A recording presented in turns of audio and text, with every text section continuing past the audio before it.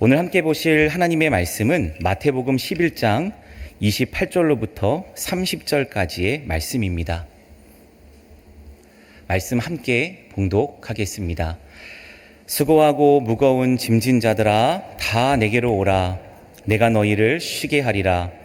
나는 마음이 온유하고 겸손하니 나의 멍에를 메고 내게 배우라. 그리하면 너희 마음이 쉼을 얻으리니 이는 내 멍에는 쉽고 내 짐은 가벼움이라 하시니라. 아멘. 이 시간 참 쉼으로의 초대라는 제목으로 함께 말씀 나누도록 하겠습니다. 오늘 말씀에서 예수님은 초청하십니다.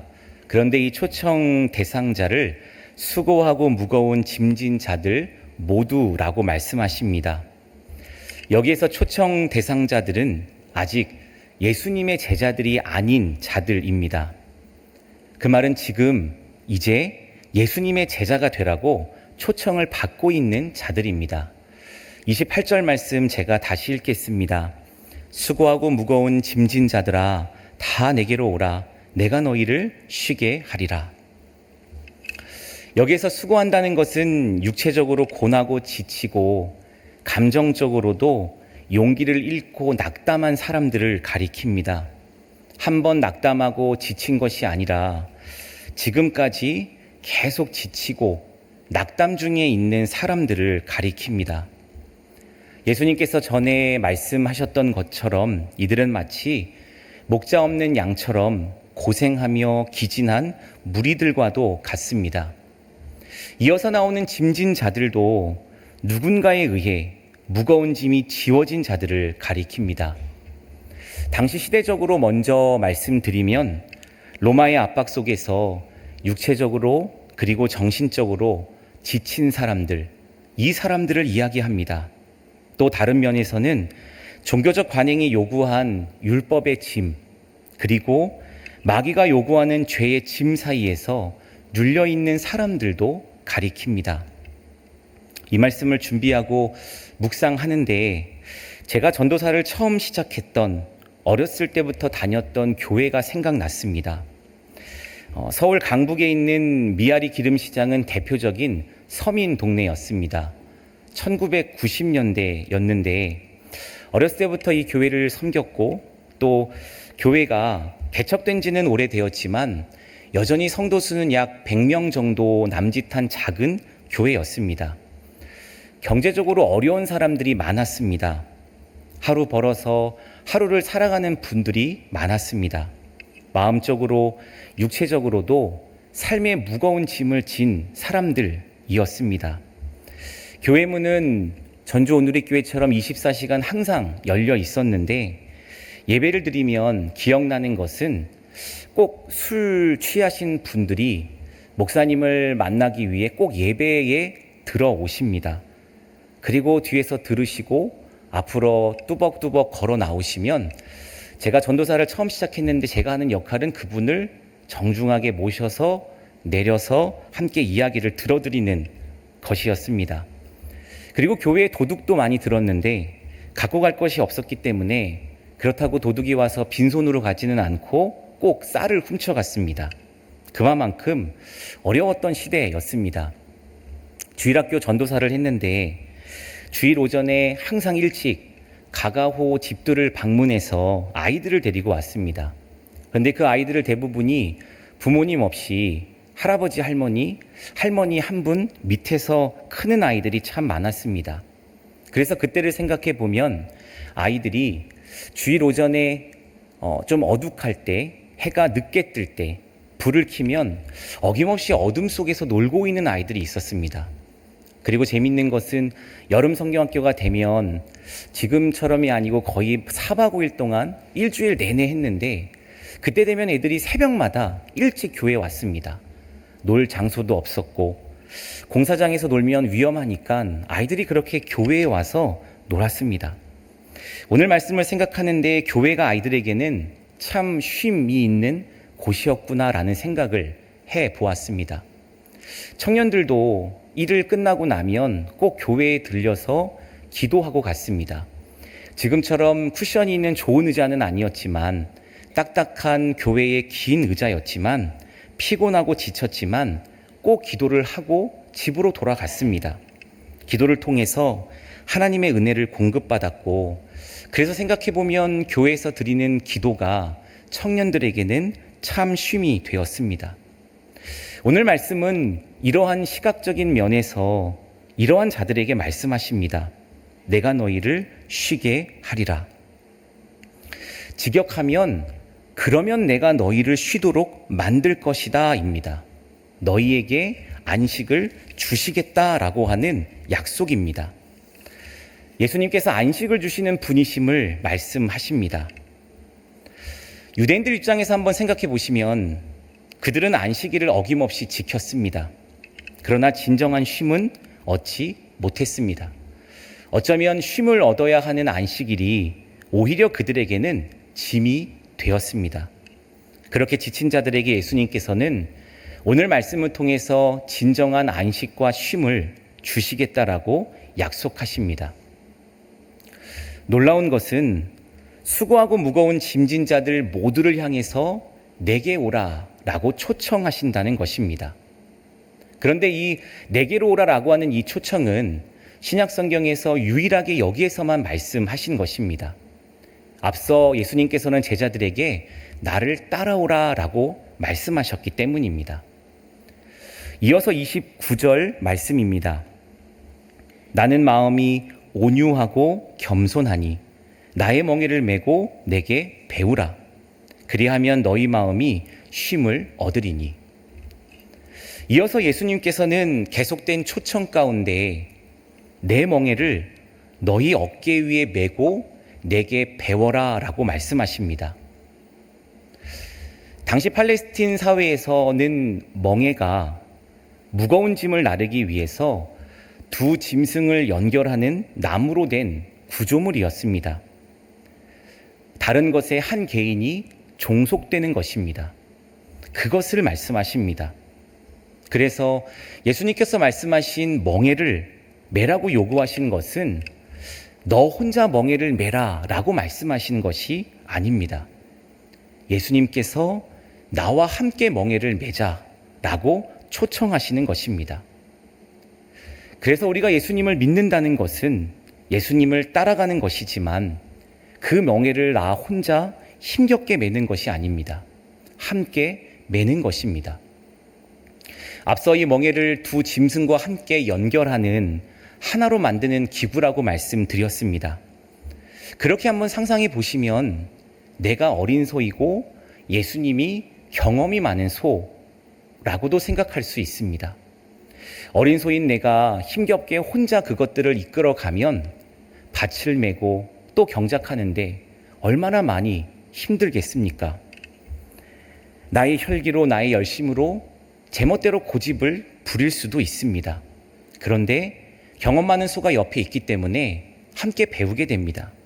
쟁기를 어떻게 다루는지, 밭을 어떻게 갈아야 힘이 덜 들고 효율적으로 할 수 있는지를 배울 수 있습니다.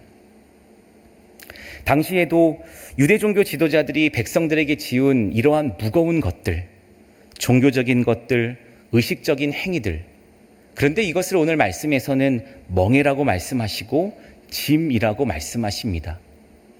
여기에 쓰여진 짐이라고 하는 이 헬라어 단어는 배 위에 올리는 무거운 짐을 뜻합니다.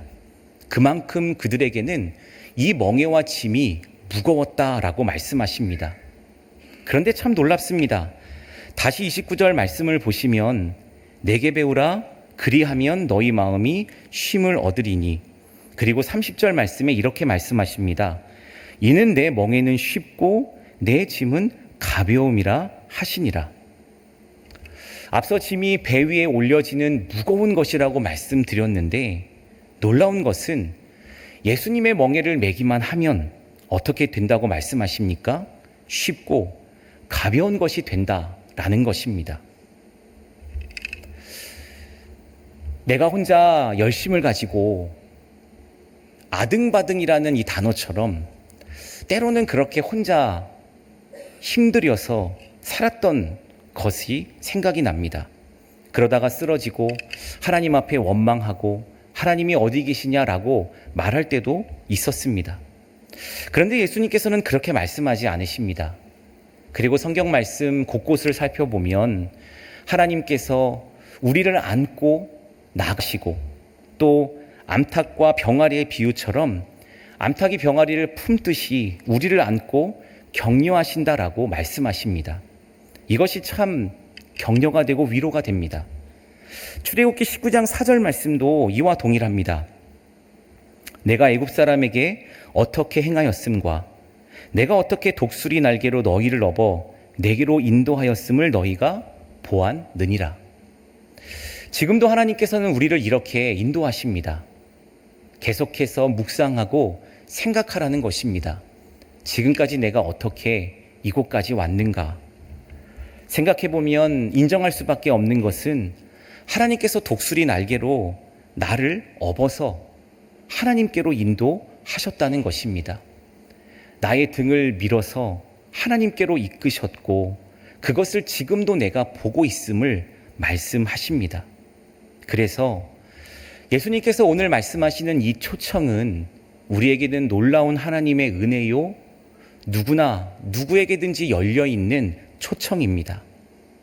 오히려 그들이 당시에 자랑으로 여겼던 바리새인들처럼 그러한 자신들이 갖고 있던 그 율법의 무거움을 자랑했던 그들처럼 무겁지 않았습니다. 오히려 쉽고 가벼웠습니다. 배우지 않았던, 돈이 없든 그 모든 것들을 뒤로하고 누구든지 예수 그리스도와 함께 예수님의 손을 잡으면 아가서 말씀처럼 나와 함께 일어나 가자라고 하는 그 초청 가운데 응하기만 한다면 그렇게 그 짐은 쉽고 가벼웠습니다. 신약 성경 말씀 가운데도 보시면 오히려 예수 그리스도께 치유함을 받았던 그 여인들, 그리고 힘없고 연약한 사람들, 그들은 그 놀라운 은혜를 깨달았습니다. 30절 말씀처럼 이는 내 멍에는 쉽고 내 짐은 가벼움이라 하시니라. 예수님은 내 멍에를 메는 자에게 쉼과 안식을 약속하십니다. 앞서도 말씀드렸지만 사실 이 멍에와 쉼이라고 하는 것은 잘 어울리는 개념이 아닙니다. 그런데 우리가 이 시간을 통해서 믿어야 할 것은 예수 그리스도의 멍에와 짐은 충분히 쉽고 가볍다는 것입니다. 그래서 쉼을 주시는데 아무런 장애가 되지 않습니다.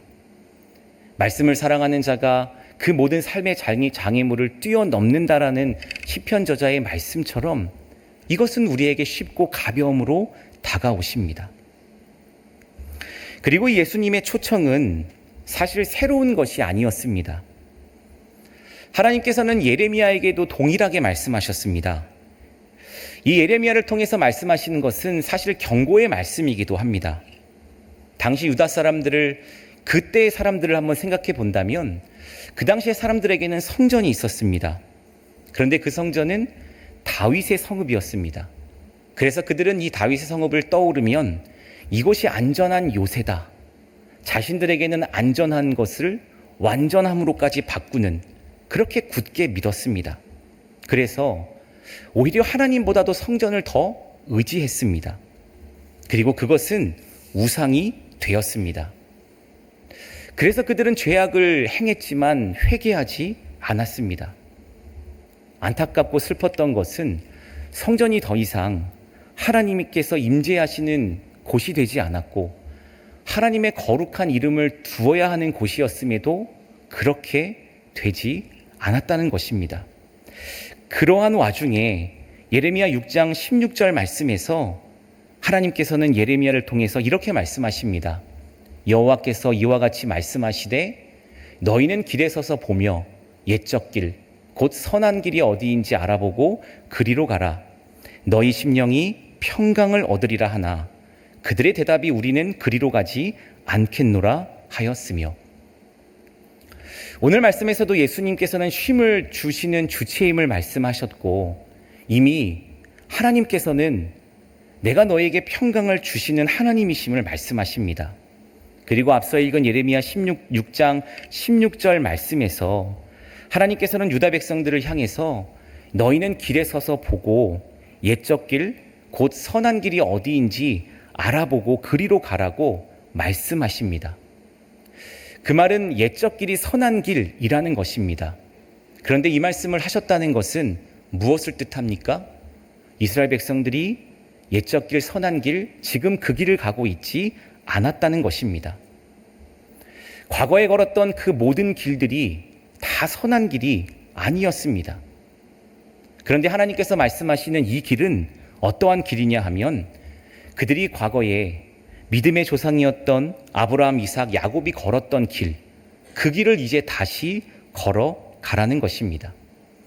그 길은 하나님을 경외하는 길이고 하나님을 전적으로 신뢰하고 따르는 믿음의 길이라고 말씀하십니다. 그리고 이것은 하나님과 맺은 언약 가운데 충실한 길임을 말씀하십니다. 그런데 지금은 유다 백성이 다른 길로 가고 있습니다. 그래서 멈추라는 것입니다. 멈춰 서서 내가 지금 어디 길을 가고 있는지 다시금 돌아보라는 것입니다. 우리의 인생길도 동일합니다.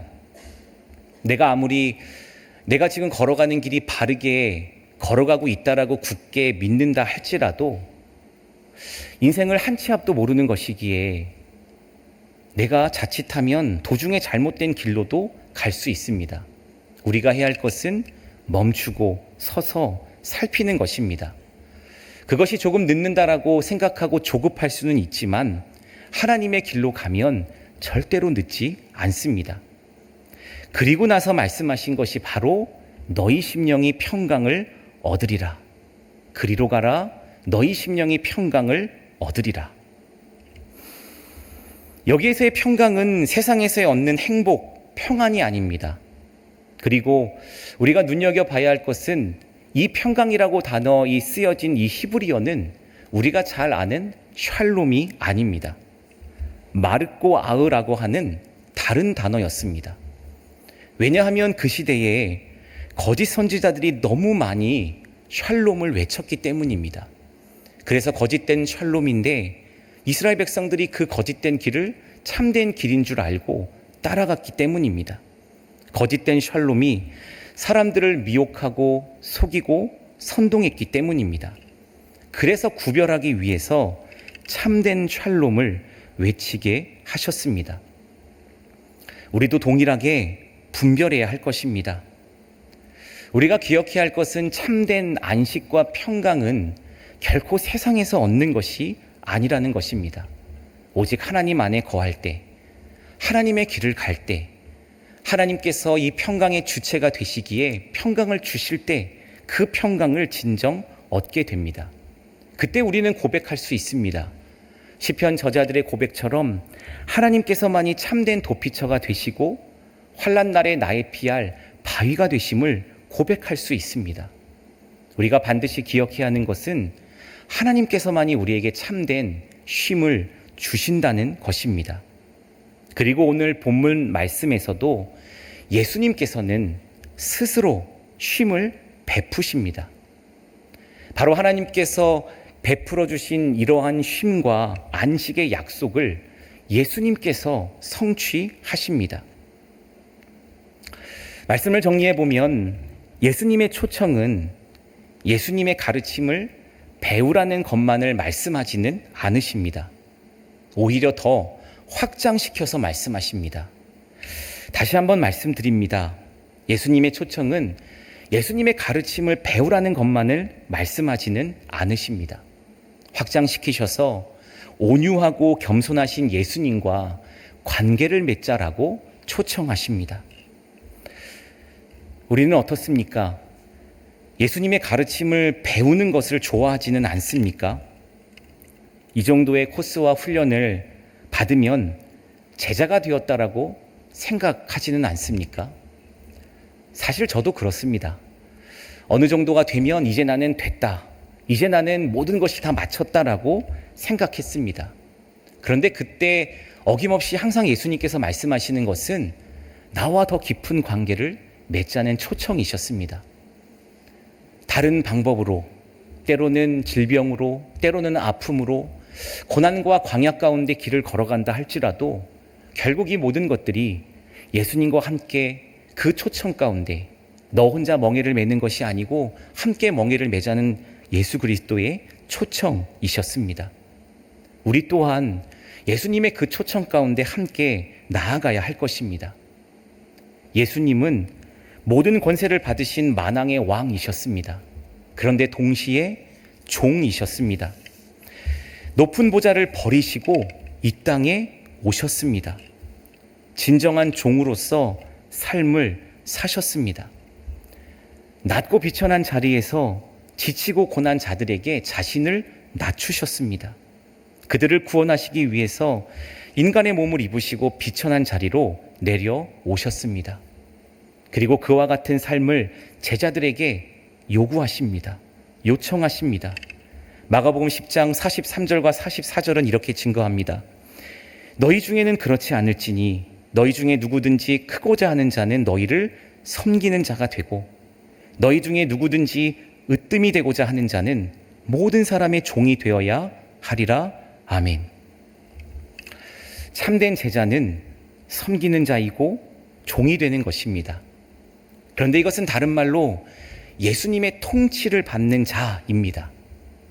그래서 멍에를 쉽게 지고 짐을 가볍게 여길 수 있습니다. 참된 제자도의 본질은 바리새인들처럼 내가 도덕적으로 종교적인 의무를 스스로 행하는 것이 아닙니다.